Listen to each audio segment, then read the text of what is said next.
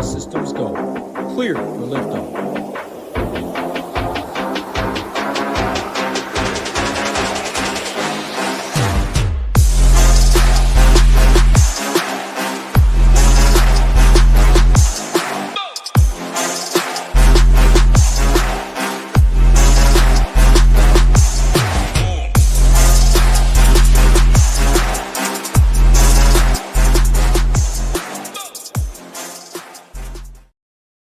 What is going on, Ship It Nation YouTube station? Back with my guy Belman.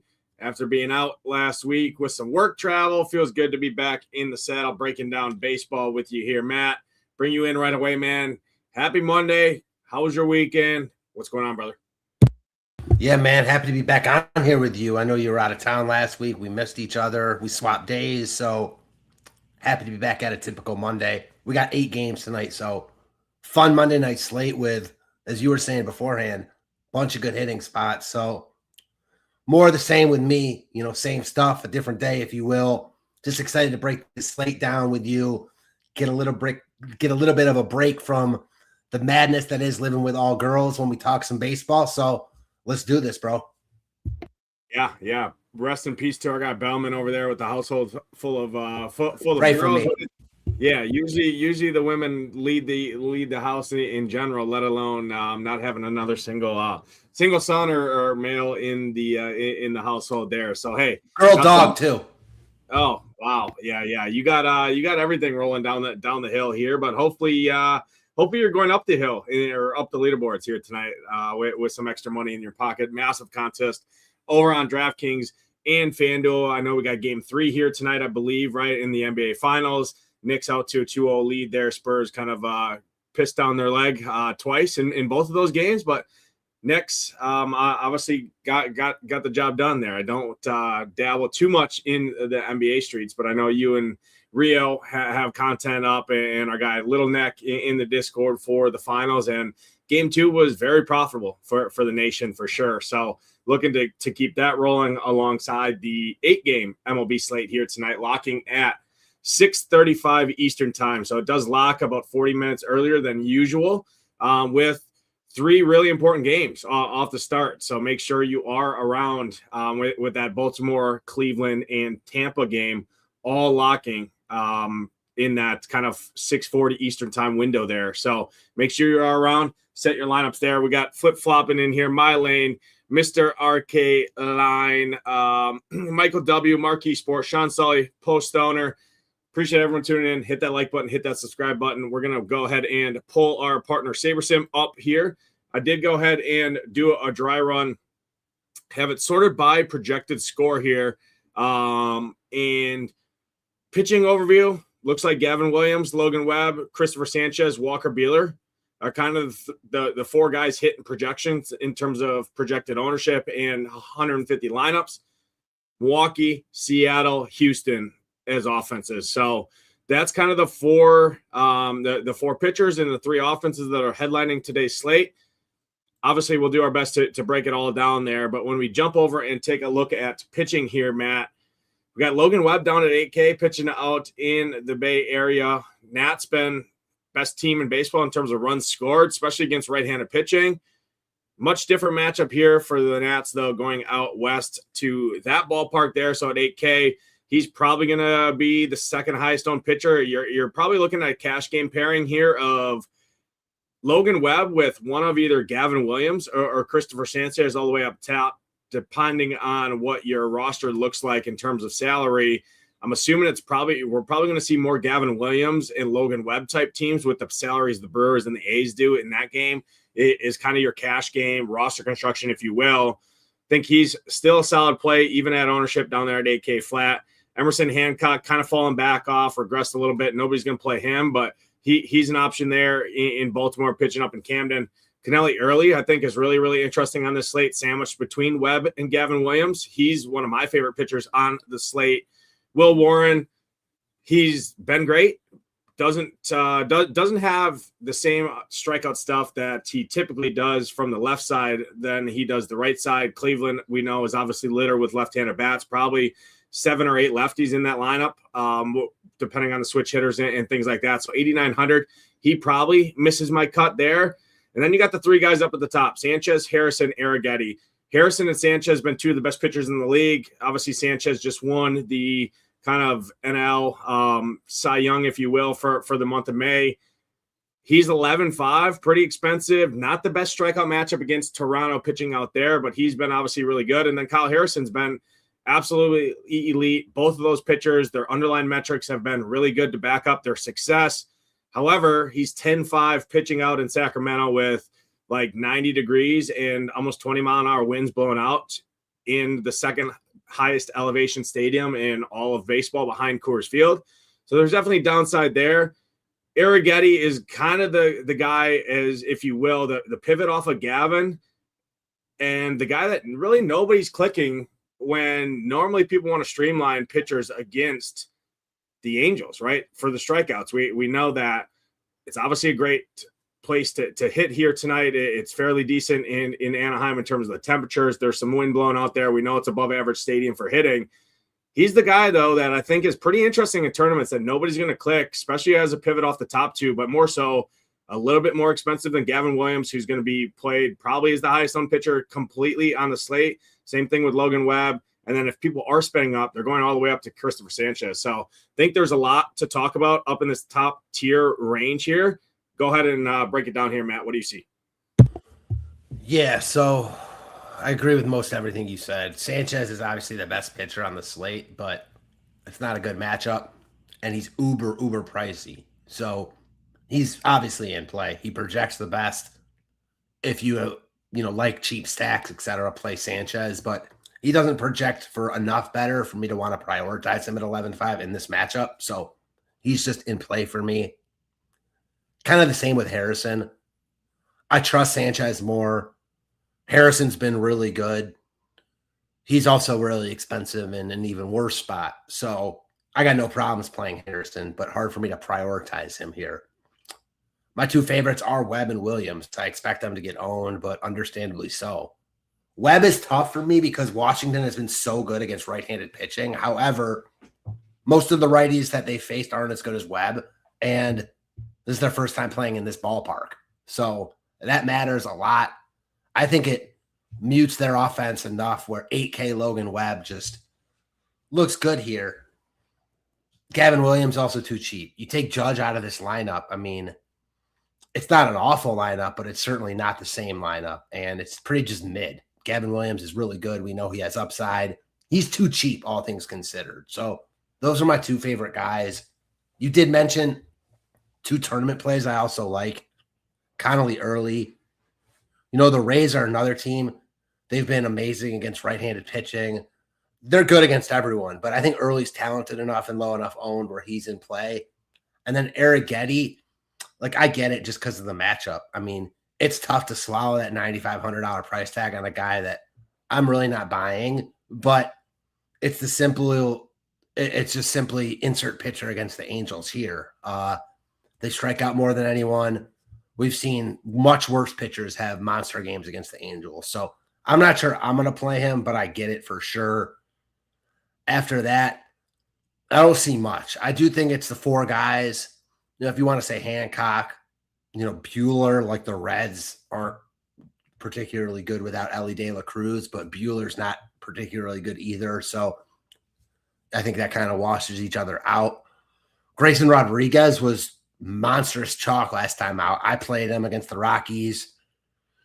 Especially if Houston's going to get a lot of ownership. I don't hate that play in tournaments. He's inconsistent, but we know he's talented. He's way more talented than a 7K pitcher in my mind. So maybe he's the one just talking this out. If I were to get weird in tournaments and play a bunch of lineups, I'd certainly have him in my pool. Tournaments are a little bit different on DK tonight. You got the 111 with 4,000 people. So I don't hate plays like that on this slate. But really for me, it's Williams and Webb, and then Sanchez, Harrison, and then big drop.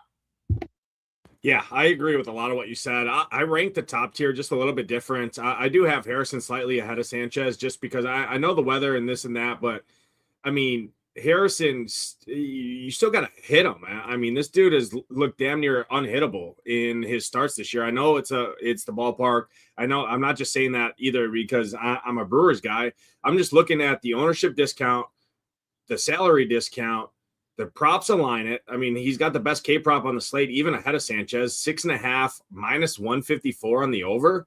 I mean, yeah, he's probably not going to have a clean outing, right? He probably is going to give up some runs, unlike he has been, right? He obviously, I forget whatever the streak is in terms of scoreless innings and that.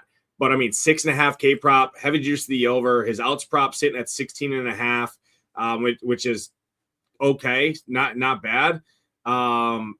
So for me, yeah, it's those four guys. I have the top tier kind of ranked. Harrison is my favorite between him and Sanchez. Arrighetti I like more than probably even Sanchez a little bit, just because I think the strikeout matchup is real.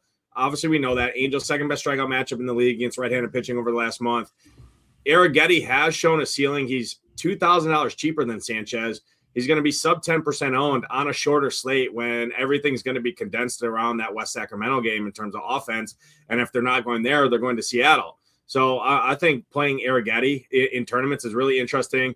No Will Warren for me. I'm not messing with that. Early's probably my next guy that I look at. Gavin Williams is right there as well. And then Webb. Those are kind of that's kind of my main pitching pool that I'm looking at is Webb, Early, Williams, Arrighetti, Harrison, and then Sanchez.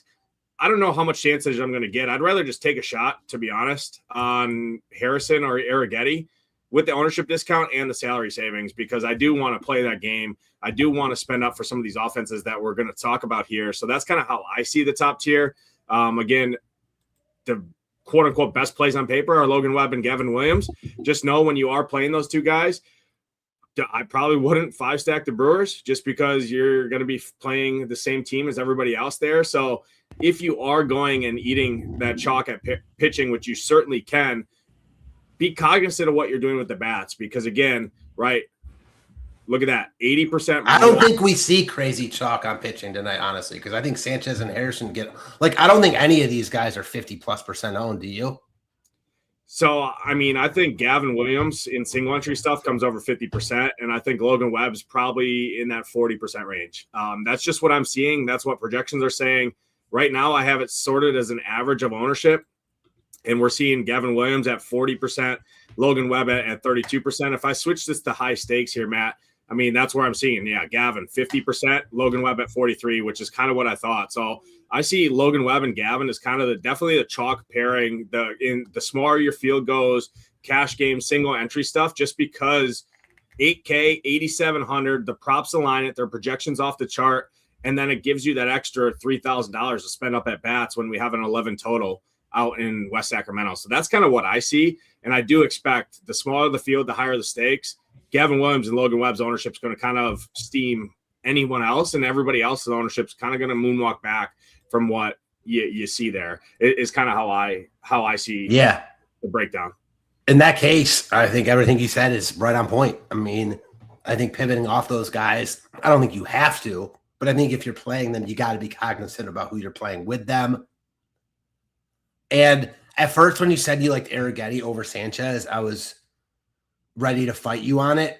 But thinking about it more, just because of the matchup, I think there are enough times that Arrighetti outscores Sanchez, considering the spots that they're in, that it makes him worthwhile in tournaments, even though I think the majority of the times Sanchez is a much better play. You're looking for outliers. He's 2K cheaper, half of the ownership. And there are times where he just straight up outscores Sanchez here. So I don't know if I'm going to play it, but I dig it. And yeah, the ownership on Webb and Williams, man, it does get me a little bit cautious, not going to lie, that they're going to be that highly owned, just because I like Williams a lot. He's really good. Obviously, I watch him all the time. And the Yankees aren't as good without Judge, but it's not like they're a trash lineup or anything. They still got guys that can make him pay. And we know that he's still not as consistent as some other aces are because he puts guys on base. And then Logan Webb, prior to last start, I mean, he had troubles all year. And he's going against, I mean, you said it, The Nats have scored the most runs against right-handers of any team all year. So the ownership does get me a little bit like, I don't even know what the word for it is, but considering wanting to get off of them, I guess is the best way to put it. Yeah, if I had to pick one of those two between Webb and Gavin Williams, I'm definitely picking Gavin Williams. The props agree with that too. But I look at the Nationals on the year against right-handed pitching; they have a 19% K rate with power and speed. I know it's the Bay Area, I know that, but like Logan Webb, you look at the number; he's like a 25% K rate arm between this year and last year. Has a below average strikeout rate or below average strikeout matchup here against the Nats, who I get it, right? It doesn't matter the ballpark. They don't wow you with home runs either. I mean, they're just a good baseball team against righties, right? So that's where if I had to pick one, like I said, to be worried about, it would be definitely for me Logan Webb over Gavin Williams. Gavin Williams, I think it's hard to ignore the spot, but there's definitely downside. It's not the best hitting environment here tonight in Cleveland. If this game was in Yankee Stadium, I'd be a little bit more worried. It is going to be in the 80s, but there is some slight wind blowing in. The Yankees are so much better, in my opinion, at home than they are on the road most of the time. But I think this lineup obviously took a big hit, right? Not having Judge in there. They still have lefties to get to him. But if I had to pick one, it'd be Gavin Williams to play into ownership there. And I do like that. So, yeah, I think we broke down the top tier pretty good. I know you had mentioned down in the lower tier some of these guys a little bit. I don't know that I love Walker Buehler there. I get it. No Ellie in that Reds lineup, and the strikeouts are there. I'm not a Walker Buehler guy. I'd rather take a shot on a guy like Andrew Abbott on the other side of that game. Personally, I think Abbott does have something down there in his repertoire. I mean, you look at the Padres; they've been like one of the worst offenses in baseball since the start of May. Yeah, they're starting to get it going a little bit, but I mean, 6,800. He's probably got a longer leash because the Reds bullpen is much worse than the Padres. So if Buehler gets into any sort of issues or trouble, they're just going to pull him, go to that bullpen. I mean, Abbott at 6,800. I think he has strikeout upside. His projection is worse, but his ownership is going to be down the charts. And I think he's a good SP2 option to get you 12 to 15 points here. And if that total or that Sacramento game, right, goes off for what it's anticipated for 11 plus runs and those salaries on those hitters out there, you're going to need some cheaper guys overall. So I think Abbott's fairly interesting down here. Grayson Rodriguez, I liked your shout there just because he's a bet on talent and it is still Houston against the righty. So I don't mind that. But yeah, it's pretty gross down low. And ideally I'd want two of those top tier arms in Sanchez, Harrison, Arrighetti, Gavin Williams, Early, and Webb are kind of the main guys I'm looking at up there. Any kind of closing takes from the pitching? No, my only closing take is even more interesting. The Brewers might be in an even better spot here. This game is being played in Las Vegas tonight in their actual stadium, their minor league stadium in Las Vegas. So I'm still trying to see if it's better than Sacramento, but I can't imagine it's worse. So yeah, you might really even want to spend up on the Brewers even more. So just an interesting note as we head into talk offenses.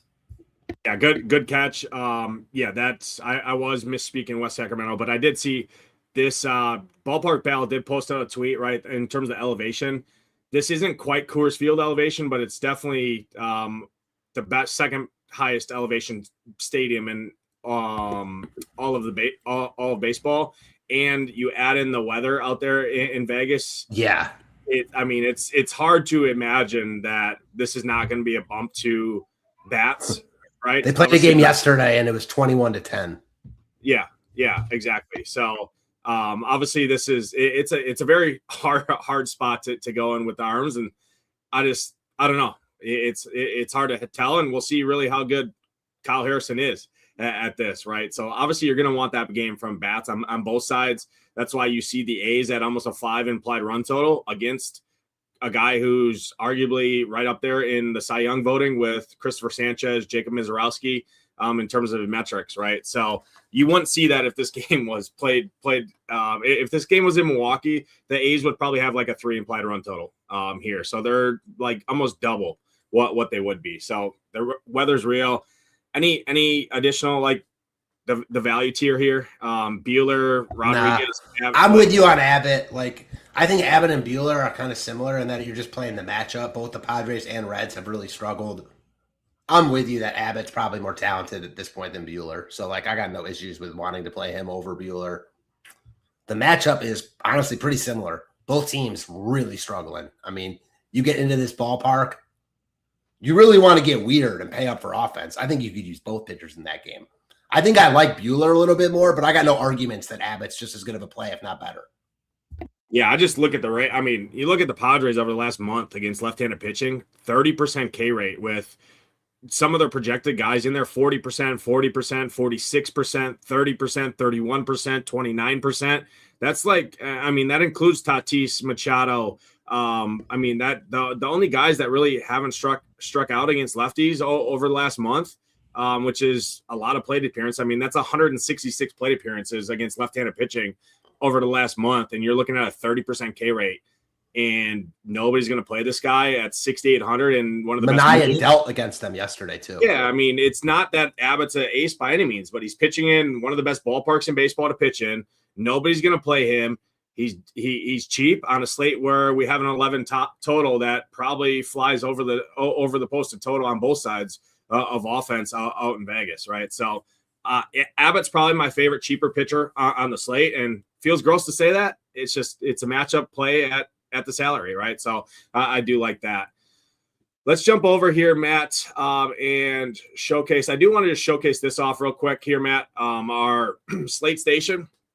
So this is going on a second week now since it's been available here. Really a one-stop shop here for all things you need for the slate, right? It gives you kind of a summary down on the bottom of the slate breakdown. The AI summary of this show, our live show, will populate in here as well. You got the weather here, which pulls an API right from Kevin Roth, so you don't have to have multiple tabs open. Gives you kind of a value breakdown. Gives you all the hitter rankings that we have, our proprietary kind of formulation behind the scenes that makes it very easy to sort. I have this sorted by kind of the core hitters that you want to look at here tonight. If you want to look at home run radar, well, you can just click on home run radar. It'll filter to however many hitters on the slate. If you want to look at value bats, well, it'll give you the value there. Again, core hitters, stack 2. It really kind of pulls everything down and makes it super user-friendly. You can see the stack rankings here, right? You can filter it. You can kind of read up everything. Pitcher rankings, same thing. It'll show you the ownership, their projection, kind of everything. And we have this for both FanDuel and DraftKings. And then once we have our actual cores, whether it's yourself, me, G Ryzen, Ham on the weekends, this DK GPP will switch to whoever's doing the cores to post it up here. So, I mean, between this and the Stone, which we're going to share right here to go through, I mean, I don't think there's really much more. You put that, either one of those up, right? The Stone or the Slate Station up on one screen. You have SaberSim up on the other screen, and you should at least give yourself competitive lineups, right? Or at least give yourself a lens into having a shot to be competitive on any given slate, regardless of what night it is. So can't say enough about the Slate Station. It's won a ton of money. I almost shipped a couple of days last week, right? Had a really good week, picked up a bunch of tickets to some higher dollar tournaments and things like that. And all of those days I was on the go, right? So, you know, when you're on the go traveling, you don't have a ton of time to look into things. It's nice to have a tool to really simplify kind of your research process, right? If you don't have an hour to watch the show that we do here, right? You're getting home from work, you got your family, you got your wife and kids at home, right? You know that you're a family man there with some young kids, right? You got the baby and you got to tend to your kids all the time, right? Sometimes you just don't have time, and we know the majority of our member base doesn't have a ton of time when they get home from work, start dinner, spending time with their kids and their wife and family and whoever, right? Gives you kind of pull up the Slate Station, you get a good idea, and then you can kind of add in your personal bias to that from there. So can't say enough about that, but let's go ahead and jump over here and talk the hitting side of things. First game on the mound, we're up in Baltimore. Trey Gibson, more of a bullpen game here from the O's. Gibson's not going to go super long here. O's got a really good bullpen behind him. Emerson Hancock, like I said, I mean, he started off the season, and we talked about kind of smoke and mirrors a while. He's started to regress down a little bit here. Still a serviceable arm in general.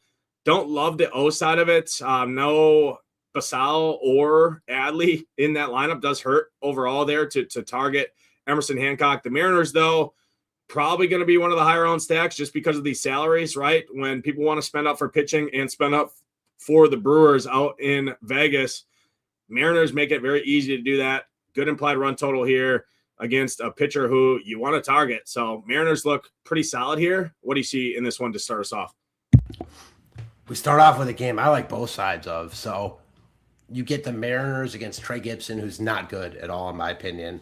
Baltimore does have a good bullpen, especially back end, but you got to get to it first. So I like both sides of this game. Talk about Trey Gibson being bad, Mariners on the road. You take them out of one of, if not the worst ballpark for hitting, put them into even a neutral park, and they're going to look a lot better, and they do here. Her price tags just never get crazy high because they don't get played when they're at home. So now that they're on the road, I like them a lot here. I think you can play them 1 through 9. Still no J.P. Crawford. So you got Cole Young leading off. I'm a fan. I like the Seattle lineup quite a bit. And then Baltimore. I'm higher on Baltimore than the field. They've been good recently. I don't like that Rutschman is out, Pisayo out as well. And you got pinch hit risk with Huff for sure. But I like the matchup. Hancock, due for some negative regression. And you get him on the road now. He's one of these guys that pitches much better in Seattle. And I like the Orioles as a sleeper stack here. I don't expect them to get much love at all because the guys you want are expensive. And I think they have upside here. They were really good all weekend in Toronto and weren't played at all. I think that continues here. So I'm in on both these offenses. Yeah, I do think the O's are pretty interesting as well on the side that nobody's really going to play of the two. Overall, you look at Seattle's bullpen, it's good. I mean, it's top 10 in the league in terms of xFIP, which doesn't excite me too much. But Hancock, you want the lefty. So Colton Cowser looks really good. Jackson Holiday back in this lineup does help the depth of the lineup. I think he's a really good play. Pete Alonso, Mayo, Blaze Alexander have been really, really good against right-handed pitching as well. Mayo, there is some strikeout risk there, but he does have power as well. Gunnar, obviously, always has upside. You got a fairly cheap Tavares down there hitting in the heart of that lineup at 3,500. I think he's interesting. So, yeah, Mariners are probably better on paper, but at ownership and in GPPs against a team that nobody really is going to get too much in the Orioles, they have tons of upside here. There is some slight weather kind of blowing, not weather, wind kind of blowing across the field here at about 9 to 10, 12 miles an hour is what I'm seeing. Kind of out to that left field foul pole. So if that helps anything, maybe some of those righties, right, I think makes some sense. I did want to call out Colt Emerson. Don't forget about him in your Mariner stacks. He's really good against righties. Obviously a big-time prospect for them. Signed a massive contract with the Mariners here. 3,700, like I said, super cheap. You can wrap it around. He's a stud. Yeah, I mean, he's very good. Cole Young, you got a cheap second baseman there, which is obviously it's all the way up to Bryce Terang at what, 6K, or a value guy, a guy like Cole Young, same thing at third base, second and third base, usually a pretty weak position there. So you got two guys to fit that. And then Luke Raley and Canzone murder right-handed pitching. So yeah, really good game for offense on both sides to kick off the slate. Next one here, we're out in Tampa. Kennelly Early, one of my favorite pitchers in terms of tournaments here. The Rays have been kind of pesky as of late, but I don't know how. You look on paper, right? This lineup just looks gross. I mean, you got Austin Slater, obviously just a platoon guy there against lefties. He's back in there. So if he doesn't hit a home run, he's the strikeout. So that does help Kennelly Early as long as he can hopefully not allow the home run there. But this game I don't love from offense on either side here. They have upside, but there's much better spots, I think. So this isn't one that I love. Duran's getting going a little bit, but his price is coming up. Abreu is probably my favorite if you had to pick up Red Sox, Abreu or Contreras, just because they've been really good and they're 4,400. But I don't love this game from offense. What do you see in this one? Same. I'm off this game. Other spots I just like so much more. This might be, I don't know if it's my least favorite spot on the slate, but one of them. We got good weather, like all over. I don't like this game for offense at all. Yeah, I respect early certainly enough, and don't really want to target the Rays bullpen with the Red Sox stack tonight. It's going to be a bullpen game from the Rays. I hate attacking bullpen games, especially with a shitty offense like Boston. So yeah, probably my least favorite game, like you said, on the slate there. Don't love it. Next spot here, Will Warren, Gavin Williams, two good real life arms. Gavin Williams probably consensus best starting pitching play on the slate at salary. He is going to be owned as such, especially in single entry stuff that we talked about. I see him approaching 50, mid 50s, potentially even 60% in some stuff. Like the 121, I would be shocked to see Gavin Williams under 50% owned. Like I don't see it. There's always downside facing the Yankees, but again, with no Aaron Judge, this lineup does take a pretty big hit. Grisham, Ben Rice, obviously Rice has been incredible all year. He's really good at baseball. Bellinger, Jazz. I mean, there's definitely downside here, but I mean, Gavin Williams, I trust him enough. I don't love the Yankees. The Yankees always have upside in tournaments. I'll definitely have some Yankee stacks just because they're the Yankees in MME, but I don't love them. They're definitely not a top stack for me by any means. Guardians, kind of same thing. However, Will Warren is much more susceptible to lefties, and the Guardians are going to throw 9 lefties at him. Obviously, 2 of those being switch hitters. I think as a kind of a sneaky, unowned value stack as a pivot off of Seattle, I think the Guardians could make some sense. You don't love picking on the Yankees pitching in that bullpen, but in tournaments, say you're eating the chalk at pitching, right? You're going Gavin Williams and Logan Webb with some Brewers. Why not pair up some Guardians, right, to get a little different when all of those Brewer stacks are going to have the Mariners value bats? If you pivot to the Guardians, right, well, that's a little thing that you can do to be different. You don't have to be off the wall in baseball. You can still play good plays and get different that way, right? So Guardians, I think, are kind of interesting just because Will Warren is more susceptible against the left side. He's going to see 9 lefties here. What do you see? Yeah, so I agree with you. Actually, I think both sides are in play. If you're not playing Gavin Williams at the ownership that he's commanding right now, the Yankees are in play. I mean, still a very capable offense. They got power and they run. And you've got really good hitting weather here. Big boost to home runs. It's hot in Cleveland today. I mean, might be the hottest day of the year so far. So, yeah, like Gavin Williams is a dog, and I think he's an ace, but he's not like a top. He's not like a top 3 guy, at least not yet. So like he can get got, and he puts guys on base when he's not on his best stuff. So there's definitely a role for the Yankees on this slate. I'm not sure how many lineups it would take me to get there, but man, you talk about the leverage they're offering. Both sides are wildly in play. The Cleveland side, just because they look better. Warren isn't getting the ownership, but Warren isn't as good as Gavin Williams. And I like the Guardians lineup a little bit more than New York's right now. Yeah, I agree. Manzardo's been really solid. Obviously, there's a lot of strikeout risk there. Bazana filling second base, right? I think he's a really good play. J-Ram is a DFS cheat code, right? Because if he's not hitting home runs or hitting doubles, right, he's stealing bases as well. So he's got a ton of upside. Martinez has been solid.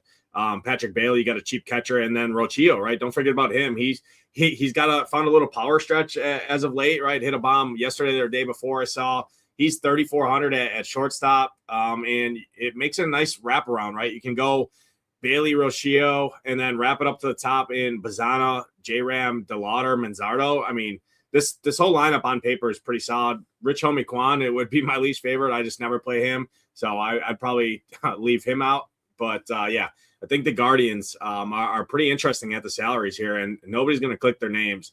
And I do see upside for them tonight. Next spot here, Blue Jays and the Phillies. Christopher Sanchez, Patrick Corbin. I don't love this game. Phillies probably get ownership just because everyone's got it baked in their head, right, that Patrick Corbin's a gas can. And he's not a great arm by any means, but, I mean, really the best kind of upside is the stolen bases. So Trey Turner, Bryson Stott, Brandon Marsh, even lefty. Marsh is just raking baseballs right now. I don't love this game either side here for offense. I know the Phillies have a good implied run total. It's still Patrick Corbin on the mound. They have upside, but I don't like them very much here tonight, and I'm just gonna not be very high on this game from an offense. But what do you see in this one up in Toronto here? I think I like the Phillies more than you, but I also think they get ownership, and there are other good weather spots on this slate. Corbin, I think, is a guy that people like to pick on more than me anyways. So I like the Phillies, but I'm fine not playing them. Like if I were playing one lineup tonight, I don't think it would be a Phillies stack. They certainly have upside. We saw it yesterday. They're cheap enough too. So I think I like the Phillies a little bit more than you, but at the end of the day, like I don't think either of us would play them in one lineup. So we basically get to the same conclusion. And I don't think it's that you don't like the Phillies. I think there are just other spots you like more, and the Phillies are going to get ownership. Yeah, correct. Yeah, we obviously, when we look at our kind of stack rankings, Phillies are our top 4. Ownership is going to be there because of that, right? Everybody's projection system can see it's Patrick Corbin, Phillies against a lefty here. Trey Turner, Alec Boehm, Real Muto, those are kind of the main guys you're looking at there. But yeah, I don't love this spot compared to other spots on the slate. And I'm probably going to be under on the Phillies. And if they beat me, they beat me. But yeah, that's kind of the approach I'm taking. Blue Jays, not really much interest against Christopher Sanchez. It's the argument against not playing Christopher Sanchez is his salary. And maybe he goes out there and gets you 6 Ks instead of 10 Ks and goes 7 innings. And is that enough at 11,500 with the game if the Vegas game does what it does? Probably not, right? So that's more of the argument. It's not like I'm going to play these Blue Jays against him as some sort of leverage or anything like that. I don't want to pick on one of the best pitchers, if not the best pitcher in the leagues. In the league so far. Next game, Angels, Astros, late night window here for the last 4 games, which are obviously all really, really good games that we're going to talk about here. Arrighetti on the mound, Grayson Rodriguez. We saw the downside Grayson Rodriguez can have in his last start there. I think it was his last start, right? He does still have talent there, but if he can't command it, it can go south in a hurry here. Astros, going to be probably the second highest on stack on the slate behind either Seattle or Milwaukee. I mean, Jordan is hitting beach balls right now. He looks probably like one of the best plays on the slate in general. 6,200 for him. He's going to get on, but I mean, he looks like one of the best bats on the entire slate. So it's hard to argue there. I mean, you got a bad bullpen behind Grayson Rodriguez who can pitch himself right out of the inning in general, or right out of the game in general with his command issues. Arrighetti can have command issues at times as well, which could lead to the Angels kind of getting there. And then the Astros bullpen, while it is improved from what it has been with getting some of their guys back, it's still not a great bullpen. So this game looks like offense on both sides here for me. Much prefer the Astros side if picking one, but still don't have these kind of either of these offense really stacking up with some of the other teams that we talked about and we're going to talk about here. But I do think the Astros on paper look really solid here against Grayson Rodriguez. What do you see, though? Yeah, I agree with you, but I think the Astros are kind of your Phillies, like my Phillies for you. I get it. They're in a good spot against Grayson Rodriguez. There's just other spots I like more. And like I said, no matter how awful he was last start out and how up and down he's been this year, I still respect Rodriguez enough where there are pitchers I'd rather pick on this slate, and he's like Houston's getting ownership. So I'm probably not going to be on Houston personally. Not that I don't get it. I mean, Jordan, you talked about it. He's been the best hitter in baseball this year. So if you're stacking Houston, you probably want some Jordan exposure, and they're cheap outside of him. So I get Houston. I just don't know if I'm personally going to play them, but certainly things can change if their ownership comes down or, projections, the Sims start loving them before maybe I'll change my stance. But as of right now, I don't think I'm going to be over the field on Houston. I do think the Angels are in play, just like talked about with Arrighetti. You could play him because of the matchup. That's the only reason I'd be playing him, because he hasn't been particularly good this year. You look under the hood, he's got like a 1-something ERA, close to a 5 expected ERA. Hasn't even been K'ing that many guys. You're just playing him because of the matchup. But he's expensive. And the Angels, we saw it yesterday. They got Emmett Sheehan out of the game early and proceeded to put up like 14 runs against the Dodgers bullpen. They got power when they made contact. So I think the Angels are in play on this slate. We talked about like the 111 bigger tournaments tonight. They're an outside the box stack that won't get any love that I think has upside. Yeah, I agree. As a stack, I prefer the Angels. Obviously, Jordan trumps anything in this game for me, as does it for everybody else, I'm sure. But Wade Meckler, I think, is I think this kid kid is going to be. I think he's solid, and he's 3,800 with power against Arrighetti. I don't hate that. Yeah, I like the Angels more when you consider ownership. It's still the bullpens are pretty similar in terms of, 5 and 6 in terms of xFIP over the first half or over the season so far. So it's equal on both sides. I do like both sides, but overall, I think the Angels. I really like that 1-2-3: Neto, Trout, Meckler, Shanuel. You got a cheap first baseman there. Astros, you're probably going to see some cheaper lefties, right? Lefties is what gets to Grayson. So you'll probably see Taylor Trammell make the lineup. You'll probably see Lamonte Wade make the lineup as well. At least if I'm the manager here, because that's really what tags up Grayson the most is the lefties. So you probably see some more lefties. Definitely Trammell probably makes it, and Wade might even make it as well. So, yeah, obviously one of the best games on paper here. Both sides definitely top 5 stacks for probably everybody, but I do slightly lean the Angels side more so. Meckler is probably one of my favorite bats at the salary as well, which I do like quite a bit. Next game, Padres Reds. This is a game that you could probably put up there in the caliber of the Rays and the Red Sox from an offensive standpoint. I don't love this game on either side. Beeler's going to get some ownership down low, but I'm not going to go play the Reds. This is the spot where the Reds do score runs, though, when people are trying to streamline a cheap starting pitcher to afford bats, and the Reds are unowned. That's usually when it's the time to play the Reds, but not for me here tonight in San Diego. What do you see, though? Yeah, I've played a bunch of the Reds too recently to obviously not much success, but they're facing Buehler tonight. Like, if this game were in Cincinnati, I'd like the Reds a lot. It's not.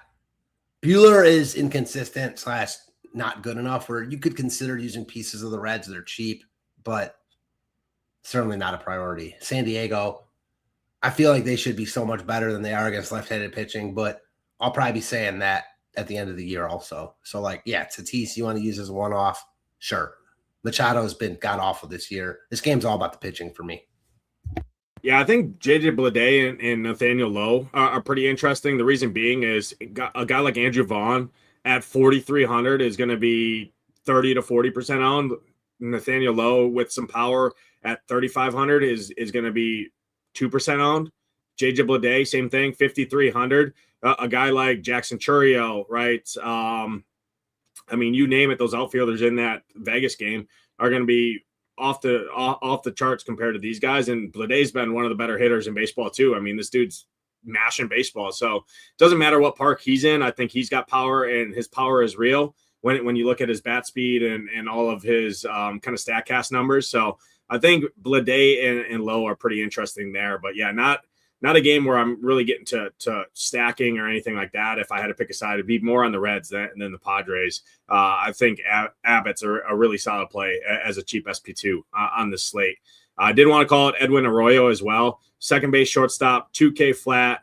This kid does have talent. He's got power and speed, and he's $2,000 on a slate where we have an 11 implied run total, where the bats you want in that game are expensive, right? So I think he definitely was worth a mention on this slate. Next game, Nationals, Giants, 2 games left to talk about. Miles Mikolas back in our lives on the mound again. Logan Webb, we talked about Webb. It's going to be probably Logan Webb and Gavin Williams is the single entry cash game chalk pairing. Both probably 50+% owned just projections wise, because it allows you to spend up to get to those Brewers. Nationals, though, anytime they're against a righty, you have to have interest regardless of the ballpark. James Wood, Dylan Cruz, Curtis Mead. This dude is, I don't know what the hell happened to Curtis Mead. He left Tampa and came to the Nationals, and now this dude is just Barry Bonds out there. He hit, I think I was on the show on Friday. He was my home run call, didn't make the lineup, and then he hit a home run on Saturday, so that was pretty funny. CJ Abrams, obviously a cheat code there, but those guys are expensive. It is in San Fran. How many stacks have won DFS slates in San Fran? Not a lot. I don't know. You get the leverage off of Logan Webb. So in lineups where maybe you pivot down to like an Andrew Abbott, right? Maybe you pull some of these more expensive Nationals like a James Wood, a CJ Abrams, something like that, a Dalen Lyle, and you play Abbott. instead of Logan Webb. That allows you to get kind of on a different roster construction there. I think the Nationals in tournaments are kind of intriguing. The Giants side as well, right? Mikolas has just not been good. Giants are starting to hit the baseball. They're still not a great offense, but Casey Schmidt's been really solid. Devers is starting to hit again. I don't know. I probably like this game more than I should in this shitty ballpark, but what do you see here, Matt? Talk to me. Man, the funniest thing is, like, you got the Giants against Miles Mikolas and the Nationals against Logan Webb. And I couldn't tell you which one I like more because I like both because they both provide really good things, for lack of a better word, on this slate that the other one doesn't. So you got the Giants. They face Miles Mikolas, who we always want to pick on. This is kind of where the rubber meets the road because you get Mikolas in this ballpark, but I don't think San Fran gets hardly any ownership tonight. They're cheap, and they're facing Miles Mikolas. That's a good combo for me.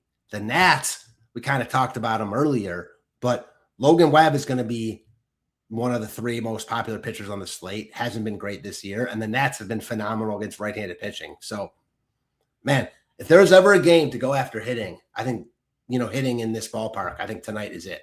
Smaller slate, no Coors, no Dodgers, Yankees without Judge. You do have the Brewers in the Las Vegas park, but that's part of the reason that this game isn't going to get any love. And, it's not like there would be no good spots on this slate. Jeffrey Springs is good enough where it wouldn't be crazy if the Brewers don't go off tonight. And if that's the case, I wouldn't be surprised if either of these teams are on the winner. And that's rare to say in this ballpark, but I'm with you. Yeah, you look at the Giants bullpen too, second worst in baseball. So that adds in, right? If they are able to get to Logan Webb or at least stretch Logan Webb's pitch count, and I mean he can walk guys himself, right? So we know that. Then you got a bad bullpen as well for the Nats, and predominantly, I mean, you probably see some righties coming out of there. I think I prefer the Giants side more just because Mikolas is a gas can, and I streamline anyone really against him, and usually it goes south. But I mean, anytime there's a 15% strikeout rate arm on the slate that gets barreled up by both sides, gives up power, fly balls. I mean, you have upside there. Schmidt, Devers, you probably get a cheap Drew Gilbert in there, Bryce Eldridge as a cheap first baseman as well. So yeah, there's upside in both sides, and this is probably one of my couple of my sneakier favorite offenses on this slate, where it does seem pretty cut and dry in terms of what people are going to do. They're going to play the Brewers, and then they're going to play either the value Astros or the value Mariners, right? So you're looking up when you're building lineups, you're looking to compete against those kind of roster constructions.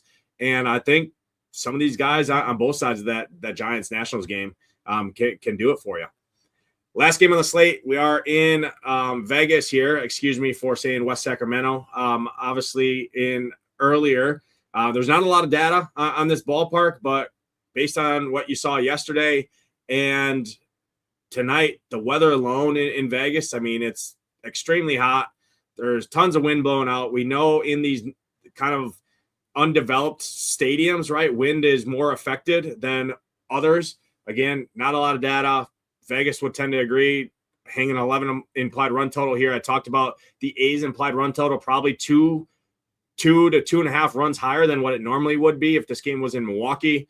We talked about Kyle Harrison in terms of a pivot in the top tier that I don't see a world where he comes in at 20%. I mean, when you actually go to start building teams and you click Kyle Harrison, it probably feels pretty gross to do so when you can just go down to Gavin Williams and Logan Webb. So I don't see this ownership holding true. I expect him to moonwalk back and those other guys to kind of steam up when people actually go to start building teams. Brewers, on paper, best stack on the board. Hard to argue. Springs is a fly ball pitcher.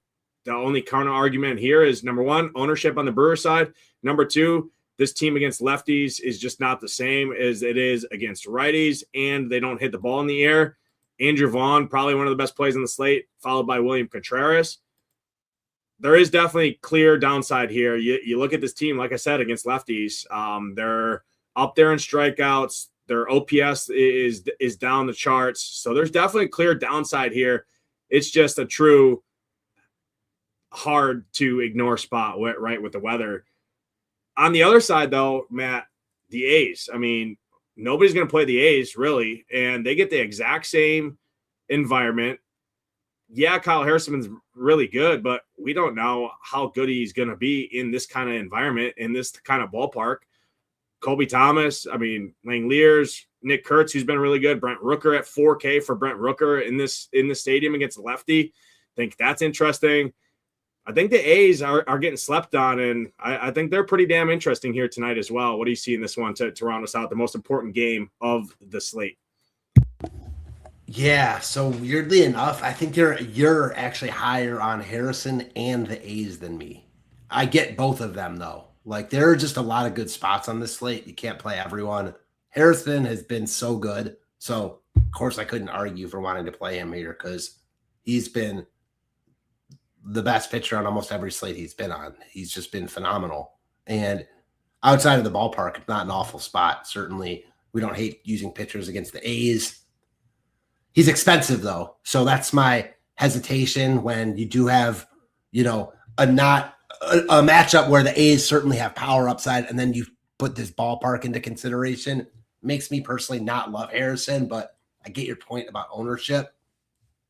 The A's themselves against him, I'm struggling here because I feel like I don't want to use Harrison here, but I respect him enough to not want to stack against him. That said, you mentioned the high total for the A's here, the ballpark.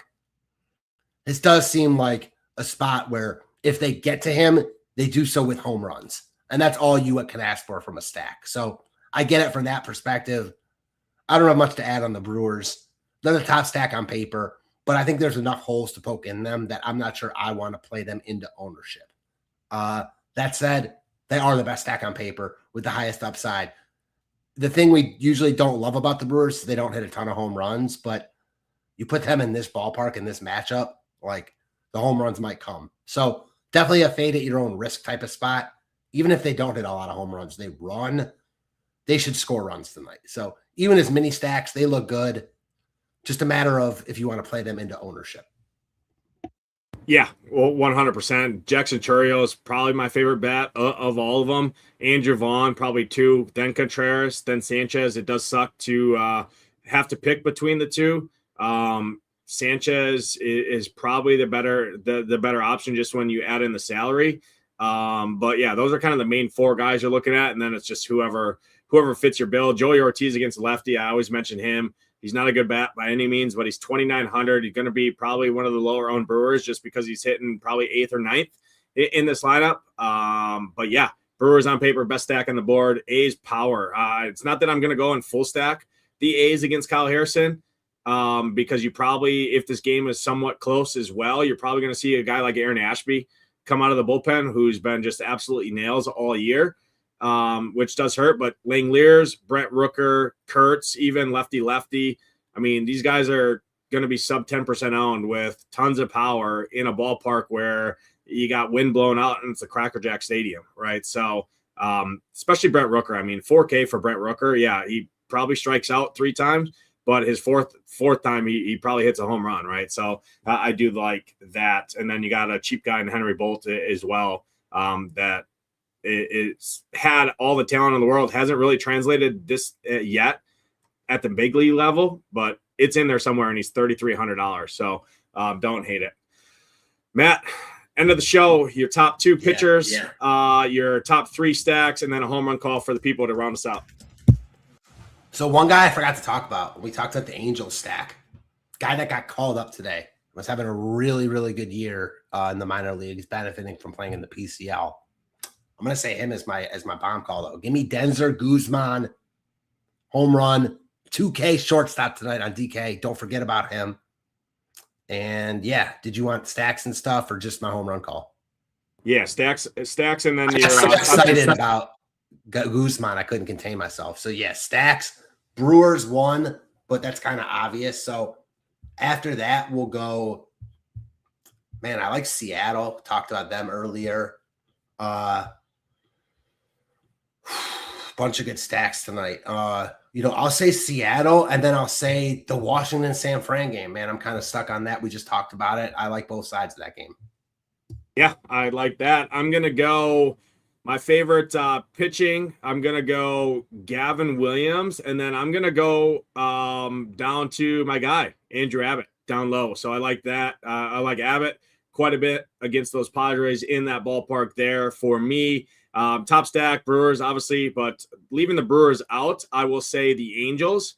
I will say the Mariners, and I will say the Guardians. Some of those lefty value power bats, guys like J-Ram, Manzardo, DeLauder, Bazana, those guys have been good, and nobody's going to click their name, so I like that. And then my home run call, I'm going to Seattle. I'm going to the 6th hole. Dominic Canzone, 3,200. I love him against any righty, especially a righty in Trey Gibson, who I think is trash. And then, yeah, you got a good bullpen, but it's still Dominic Canzone. And I like his power, and his price is nice. So that's going to do it for this MLB show here. Appreciate everyone tuning in. Hit that like button, hit that subscribe button. Helps us out a ton. Matt's going to get his cores up. The Slate station, like I already talked about, is already live. You can filter in the Stone updates as lineups come out. We have majority of the lineups outside of the late window there, which is obviously where many people's teams are going to be anchored. I do want to also make a final note. Depending on how your teams look in those early games, right? If you played Christopher Sanchez, he's not doing it. You played Gavin Williams, he's not really going. Canelli early, Emerson Hancock. If you played some of those guys and your teams aren't sitting pretty, you have plenty of these 4 games, right? Maybe you pivot more to that Nationals and Giants game instead of that Brewers stack, right? So do pay attention there, or you pivot off the Astros if your team isn't looking great, and you go to the Angels side, or you play some of those Reds bats that we talked about, right? Because you do have 4 games to work with in the late window, right? With it being kind of a 4-4 split. Do pay attention, right? This is a good kind of late swap slate here based on where you're sitting in tournaments. So don't forget about the late swap here based on your position, right? Have the best chance to the top, and that includes playing the ownership game when you already have pieces of the puzzle in front of you based on what the first 4 games look like. So didn't want to call that out. Matt, appreciate you tuning in here. Always fun breaking baseball down. 8 games. We'll be back, or I'll be back tomorrow with G Rising to break down probably the 10 or 12 game slate, whatever it is, tomorrow. But good luck tonight in those contests. Hope to see those Ship Nation logos at the top. We're out of here. Peace.